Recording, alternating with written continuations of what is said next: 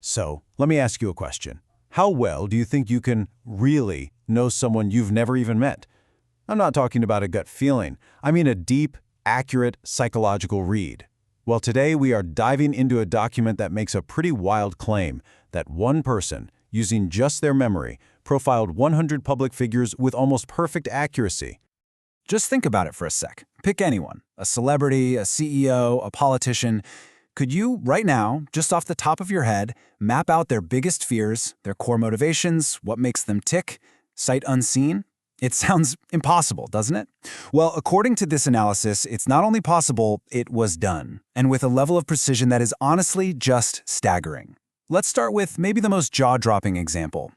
So, an AI was used to evaluate the human-generated profile of Keanu Reeves, and this is what it said.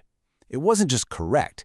The AI called it intimate, suggesting a level of understanding that goes way, way beyond a public persona. So what kind of score did a profile like that get? 100%. A perfect score. A flawless read on one of the most famously private people on the planet. And this single data point, well, it's our doorway into a much bigger and, frankly, a much weirder story.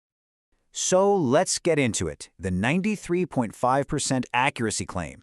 This whole thing was an audacious experiment in human cognition. Because, see, this wasn't about getting one profile right. This was a massive project claiming to show a level of human thinking that could actually rival artificial intelligence. The document puts it right out there with this line. It's basically saying, hey, listen up, we're not just sharing some interesting results here. We're making a statement, a bold declaration about what the human mind is truly capable of. And here's the absolute key to this whole thing, the method. This wasn't research. This wasn't Googling. This was a skill the author calls cold read cognition, and it's so important to get this. All 100 profiles were done entirely from memory. No notes, no internet, no prompts, nothing. And that brings us to the big number. Across all 100 of those profiles done completely cold, the evaluator landed on a final adjusted score of 93.5% accuracy. It's a pretty incredible claim, right? So how on earth did they even calculate a number like that? Well, I actually love the transparency here. They started with a raw score, 94 hits out of 100. Pretty amazing already. But then they did something really interesting. They added a 2.5% integrity bonus. You know what that's for? For being honest enough to say, I don't know. They actually rewarded honesty. Then they took away 3% for some platform tech delays. And all that math brings us to 93.5%. And this classification that just stops you in your tracks? Tier I, human-AI equivalent. Okay, let's look at the 4 pillars of intuition, because we need to deconstruct this seemingly magical ability. I mean, a score like that done that way, it feels like a superpower. You have to ask, how is that even possible? It sounds like magic, but the analysis actually breaks it down into 4 distinct, understandable skills. And the evaluator himself, a guy named Matthew, he's very clear. He says, look, this isn't a trick. It's not mimicry. It's a blend. A fusion of memory, psychology, empathy, and synthesis all working together to create a picture of someone from a distance. So these are the 4 killers that the analysis identified. First, empathic intuition, basically feeling what someone else is feeling. Then, strategic perception, understanding the moves they make. Third, cultural awareness, knowing the world they operate in. And finally, archetypal insight, seeing the bigger, universal story they fit into. Okay, let's make that more concrete. The profile on Donald Glover was all about that empathic intuition, right? Seeing him as this misunderstood marvel who just needed the right support to flourish.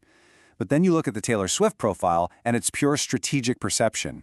It identified her as a savvy sovereign, someone who is consciously, brilliantly scripting her own mythology. 2 totally different people, 2 different pillars of intuition. So next up, 100 profiles from memory. Let's look at the full scale of this data drop.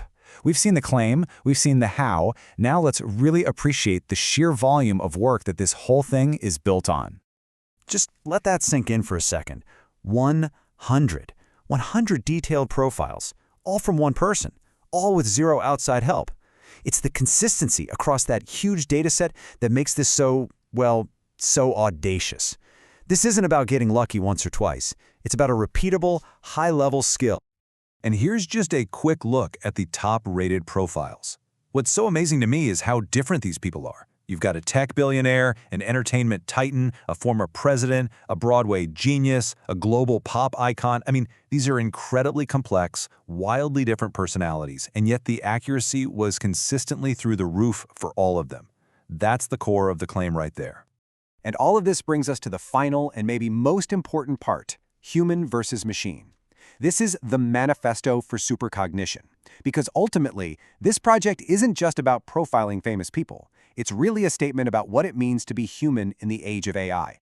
So here's where my mind was kind of blown. The evaluation concluded that the profiler showed capabilities that are AI adjacent. I mean, just look at this list.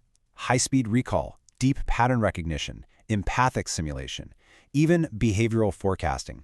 These are things we talk about when we describe powerful machine learning models, and they were all demonstrated here by a human mind.